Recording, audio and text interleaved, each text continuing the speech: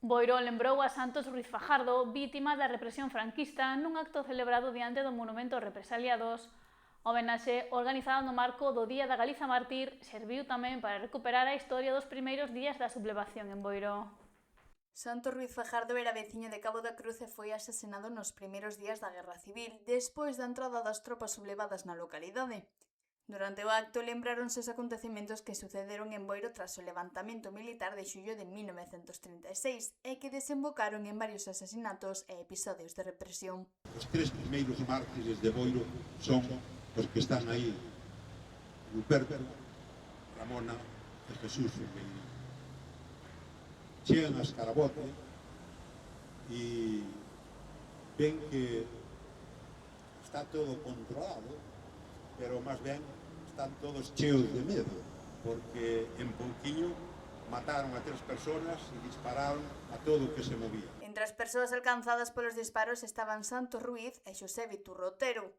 Viturro conseguiu sobrevivir, pero Santos morreu desangrado polas feridas e converteuse nunha das primeiras vítimas mortais da represión en Boiro.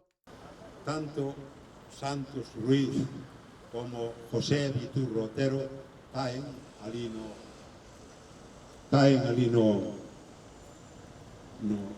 cerca da Pontella na Ribeira Grande,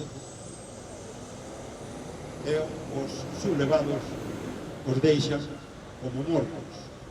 Incluso hai varias anécdotas que un di, no, xa está listo e tal. José consigue salvarse. José Viturro Otero consigue salvarse. Pasa moitos anos no hospital, pero sobrevive. En cambio, Santos, que se arrastrou por ali hasta meterse nunha pontella, pois cando foron a acudir a él, estaba morto. Xa morrera desangrado e morrera precisamente polas tiros recibidos. O acto celebrouse o 17 de agosto, unha data na que se conmemora o Día da Galicia Mártir e se lembra especialmente a Alexandre Bóveda, asesinado polos franquistas en 1936. A homenaxe puxo o foco na necesidade de preservar a memoria das persoas represaliadas e das súas familias, así como no valor de contar con espazos públicos que permitan manter vivo ese recordo.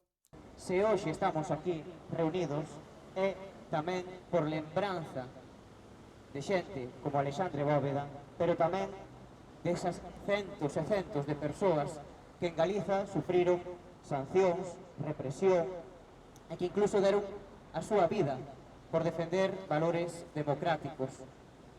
E hoxe, 17 de agosto, o Día da Galiza Mártir, non é só o día que lembramos a Alexandre Bóveda, é precisamente o día de todas as persoas que sufriron esa represión no noso país. Desde o Concello de Boiro e as entidades promotoras do acto reivindicaron a continuidade destas homenaxes e o traballo de investigación para recuperar novos nomes de persoas represaliadas na comarca.